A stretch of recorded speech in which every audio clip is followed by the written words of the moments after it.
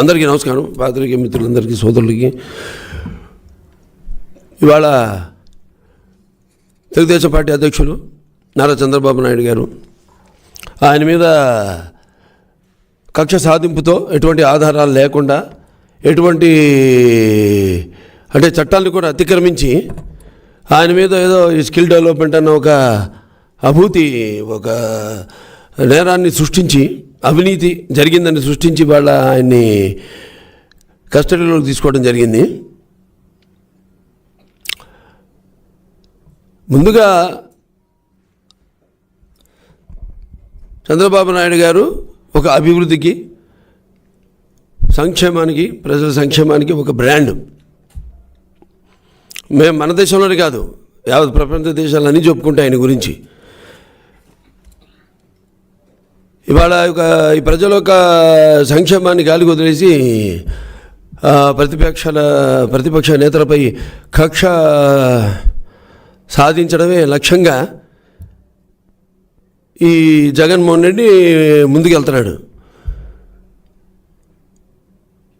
అంటే చూసి ఓర్వలేక జరుగుతున్న, రేపు మనం చేసినవి కానీ, సంక్షేమ పథకాలన్నీ కానీ, లేకపోతే అభివృద్ధి కార్యక్రమాలు కానీ అన్నీ కూడా చూసి తట్టుకోలేక వచ్చే ఎన్నికల్లో పరాజయం తప్పదు అన్న ఒక భయంతో ఈ యొక్క ఇటువంటి చర్యలకి పాల్పడటం జరుగుతుంది. అసలు మనం చూస్తే ఈ విషయంలో ఎటువంటి ఆధారాలు లేకుండా, మరి నేను 16 నెలల్లో జైల్లో ఉన్నాను, కనీసం 16 రోజులైనా చంద్రబాబును జైల్లో పెట్టాలి అనే ఒక దురుద్దేశంతోనే ఈ స్కామ్ని క్రియేట్ చేయడం జరిగింది. నిజంగా చూస్తే ఈ ఈ యొక్క కేసు విషయంలో మనం చూస్తే అసలు మొదటి నుంచి చూస్తే ఈ యొక్క ఉపాధి కల్పించాలి అందరికీ, యువతరానికి ప్రతినిధులు, నవతరానికి నాయకులు, భావితరానికి భారతదేశపు మహాశక్తి యువకులు. అటువంటి యువతరానికి ఆ నాన్నగారి నుంచి కూడా ఎన్నో, నేను హిందూపూర్ ప్రజాప్రతినిధి, అక్కడ ఎన్నో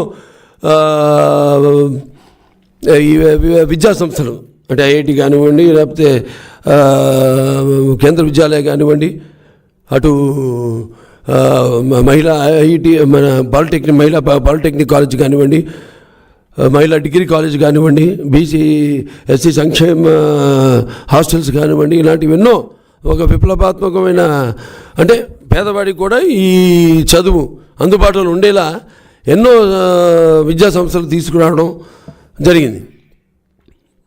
అటువంటిది ఇప్పుడు ఈ స్కిల్ డెవలప్మెంట్ అన్నది మనం పూర్వపరాలకు వెళ్తే 2013లో గుజరాత్లోనే ఇది ప్రారంభించడం జరిగింది. తర్వాత 2018లో ఇక్కడ MOU సైన్ చేయడం. అంటే ఇక్కడ ఏంటంటే ఒకటి గుర్తుంచుకోవాల్సిన విషయం, CM is a policy maker.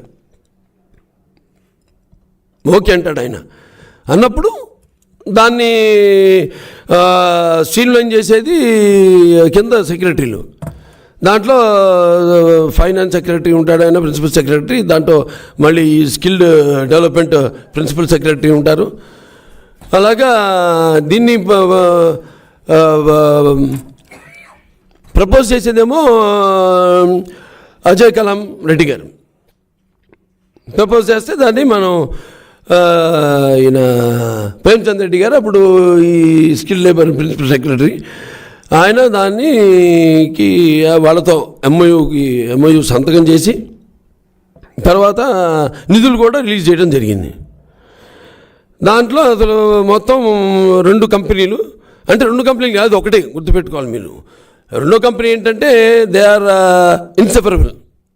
అంటే వాళ్ళ ప్రోగ్రామ్ చేసినా కూడా, గుజరాత్ కానివ్వండి, ప్రపంచానికి ఎక్కడ చేసినా కూడా వీళ్ళు సాఫ్ట్వేర్, వాళ్ళేమో హార్డ్వేర్ అండ్ ట్రైనింగ్ వాటికి సంబంధించిన వాళ్ళు, ఏది డిజైన్ టెక్ సంస్థాన వాళ్ళు.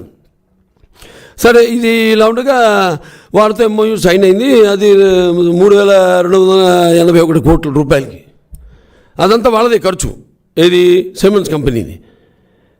మనకి ఎటువంటి సంబంధం 90%, అంటే 10% మనం వీళ్ళకి పే చేసాం. ఎవరికి? డిజైన్ కోటెక్ వాళ్ళకి. అంటే వీళ్ళేమో సాఫ్ట్వేరు, వాళ్ళేమో హార్డ్వేరు, తర్వాత ట్రైనింగ్ ఇస్తారు. సరే, అంటే 330 కోట్లు మనం 4 ఇన్స్టాల్మెంట్స్లో వీళ్ళకి పే చేయడం జరిగింది, డిజైన్ టెక్ కోకి.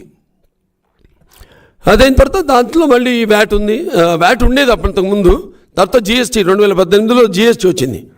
జిఎస్టీ కలుపుకుంటే మనం అంతా 370 కోట్లు. ఆ 370 కోట్లు మనం ఖర్చు పెట్టాం.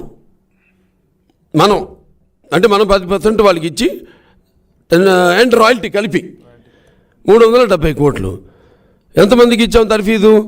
సుమారుగా 2,13,000 మందికి మనం ట్రైనింగ్ ఇచ్చాము, తర్ఫీదు ఇచ్చాము.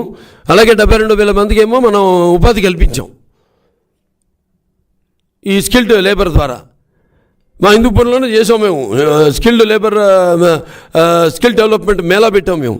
సుమారుగా 1,200-1,300 మందికి ఉపాధి కల్పించాం. అక్కడ 3,000-4,000 మంది అటెండ్ అయితే. అలా అర్హత ఉన్న వాళ్ళకి, దాన్ని బట్టి వాళ్ళ ఫైనాన్షియల్ కండిషన్ని బట్టి, వాళ్ళ ఎడ్యుకేషనల్ క్వాలిఫికేషన్ని బట్టి, అట్లా తద్వారా వాళ్ళకి అందరికి ఉద్యోగాలు ఇవ్వడం జరిగింది. ఇది జరిగింది. గవర్నమెంట్ కూడా అప్రిసియేషన్ లెటర్ ఇచ్చింది. ఎవరికి? ఈ డిజైన్ టెక్ కంపెనీకి. అబ్బా చాలా బాగా చేశారు, బ్రహ్మాండం చేశారని. ఈ గవర్నమెంట్, అదే ఇప్పుడు ప్రస్తుతం గవర్నమెంట్ అన్న. దాని తర్వాత వాళ్ళు ఏం చేశారు, మళ్ళీ ఈ కేసు ముందే ప్లాన్ చేసుకుని ఇలా చేయాలని ముందు వీళ్ళ అకౌంట్స్ ఫ్రీజ్ చేసింది. అకౌంట్స్ ఫ్రీజ్ చేశాక వీళ్ళ డబ్బులు కూడా స్తంభింపజేసింది. దాంతో హైకోర్టు వాళ్ళకి చివాట్లు పెట్టింది. ఇంతమందికి మరి వాళ్ళు ట్రైనింగ్ ఇస్తున్నారు కదా, ఇస్తున్నారు మీరు, అప్పుడు ఈ గవర్నమెంట్ ఇస్తున్నారు, మరి ఇంత వేల మందికి ఇంత ఉపాధి కల్పిస్తుంది కదా, ఇది వాళ్ళు వేసిన వేశారు ఒక, అంటే ఇప్పుడు దీంట్లో చూడండి. అసలు అప్పుడు ఒకసారి ఎఫ్ఐఆర్ నమోదు చేశారు, దాంట్లో పేరు లేదు. దాని తర్వాత ఏమో మరి ఇది నిజంగా అవినీతి అయితే అసలు అప్పుడు మరి వీళ్ళు ఇది ఎందుకు చేయలేదని చెప్తున్నాను. ఇది ఎఫ్ఐఆర్ కాదు, ఛార్జ్షీట్ ఎందుకు చేయలేదు, ఛార్జ్షీట్ ఎందుకు చేయలేదు. దాని తర్వాత స్తంభింప చేశారు. మధ్యలో ఒక హైకోర్టు చిపాట్లు పెట్టింది వీళ్ళకి. ఇంతమందికి ఇస్తున్నారు తర్ఫీదు, ఇది అన్యాయమైన నిధులు కావు ఇవి అని హైకోర్టు వాళ్ళకి అక్షతలు పట్టించడం జరిగింది, వేయడం జరిగింది వాళ్ళకి. వీళ్ళకి వేరే పని పాడడం లేదు. ఎట్లా ఏం చేయాలి అభివృద్ధి అన్నది నేను ఎప్పుడో చాలాసార్లు చెప్పడం జరిగింది. వీళ్ళకి అభివృద్ధి అంటే ఓవరాల్ లేరు వీళ్ళు. మనుషులు పైకి రావడం అంటే అసలు మనుషులు అంటేనే ఎలర్జీ అని చెప్పాను ఇంతకుముందు. ఏదో పైపైన ఏదో ముదరష్టగా మూతేసుకుని ఏదో మీకు ఏదో ఇది సరిపోదా అన్నట్టు ఏదో తిన్న వేళ్ళకి అంటుకున్న ఎంగిలి మెతుకులు వేసినట్టు వేసి ఏదో 10 రూపాయలు వేసి 100 రూపాయలు నొక్కే చూస్తున్నాం. మన ధరలన్నీ ఎలా పెంచారు. డీజిల్ కానివ్వండి, పెట్రోల్ కానివ్వండి, ఇంటి ట్యాక్స్ అని, ఆ ట్యాక్స్ అని, చెత్త ట్యాక్స్ అని, చెత్త ట్యాక్స్ అన్నీ వేసి ఇంకా ముందు చాలా వేస్తారు. గుర్తుపెట్టుకోండి మీరందరూ ప్రజలు.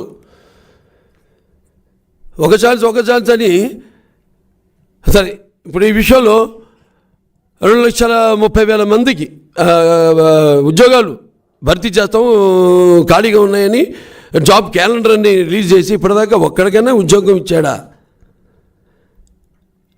ఊరికే మాట్లాడటం, అవతల వాళ్ళు ఏంటంటే తిట్టడం తప్పితే. ఆనాడు మరి అసెంబ్లీలో అడిగిన ప్రశ్నకి గౌతమ్ రెడ్డి గారు అప్పుడు మినిస్టరు, అతను కూడా సమాధానం చెప్పాడు.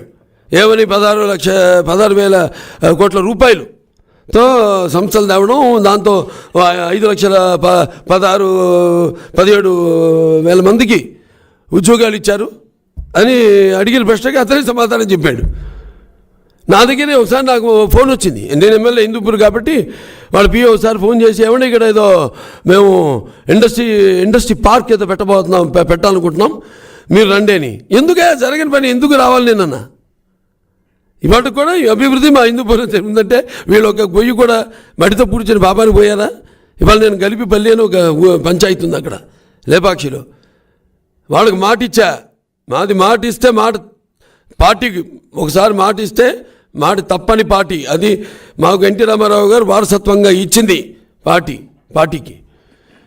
అంటే ప్రజలకు జవాబుదారీ అయిన పార్టీ అధికారంలో ఉన్నప్పుడు తెలుగుదేశం పార్టీ. అప్పుడు ఉంటే ఇవాళ మేము రోడ్డు కూడా వేయించాం గలిపల్లికి. ఏదో మా రాజ్యసభ మెంబర్స్ కనకమేడల రవీంద్ర కుమార్ గారిని అడిగి ఒక 35 లక్షలతో వేయించాం. అది అంకితభావం ఉండాలి, సేవ చేద్దామండి. సేవ అంటే ఊరికి అధికారంలోకి వచ్చేసి ఒక ఛాన్స్ ఇవ్వండి అని అది ఇప్పటిదాకా ఇచ్చిన 3 సంవత్సరాలు కాలయాపన చేశారు 3 రాజధానులని. ఆ తర్వాత ఏది పరిపాలన చేతకాక దాని తర్వాత ఇదిగో నవరత్నాలని మొత్తం అప్పు చేశారు. ఎంత 80,000 కోట్ల రూపాయలు, 80,000 9 లక్షల కోట్లు సార్. సరే, ఇప్పుడు అవన్నీ అప్పు ఎవరు తీరుస్తారు? మళ్ళీ అధికారంలోకి తీసుకొస్తే ఎవరు తీరుస్తారు? మీ మీదే పడుతుంది భారం. ఏదో ట్యాక్సుల రూపంగానూ ఇంకా వివిధ రకాలుగా మీ మీద భారం మోపి ఇక టిట్కో ఇళ్ళు ఉన్నాయి. ఇదిగో ఒక క్యాలెండర్ రిలీజ్ చేశారు. ఈ నెలలో ఈ జిల్లాల్లో మేము టిట్కో ఇళ్ళు ఎవరైతే అప్లై చేసుకున్నారో వాళ్ళందరూ పాపం ఎక్కడి నుంచో బ్యాంకు నుంచి అప్పు తెచ్చుకుని అది వాళ్ళు పాపం వాళ్ళ భూమిని అమ్ముకునో వాళ్ళు బుక్ చేసుకున్నారు. ఇప్పటిదాకా లేదు, ఒక్క టిట్కో ఇల్లు ఒక్కడికి ఇచ్చిన దాఖలా లేదు. సో ఇదంతా ఒక రాజకీయ ఒక వ్యూహాత్మకంగా వ్యూహం లేదేమి లేదు. ఫైనల్గా కడిగిన ముచ్చల్లా బయటపడతాడు ఆయన ఎన్నో తెలుగుదేశం పార్టీ ఎన్నో చూసిన ఇలాంటి నాన్నగారు ఉన్నప్పుడు దగ్గర నుంచి కూడా అప్పుడు 84లో అప్పుడు అన్నగారు రామారావుని బర్తరఫ్ చేసినప్పుడు అయితేనేమి తర్వాత ఎన్నెన్నో ఇటువంటి చూసాం. ఎవరికి భయపడేది లేదు. ఒకటే, ఎన్ని వాళ్ళు కేసులు పెట్టినా కూడా భయపడే ప్రసక్తే లేదు. ఇది న్యాయ పోరాటం చేస్తాం, అలాగే ప్రజల పక్షంలో మేము పోరాడతాం. రాష్ట్ర అభివృద్ధి కోసం, యువత యొక్క అభివృద్ధి కోసం మనకున్న శక్తి యువత.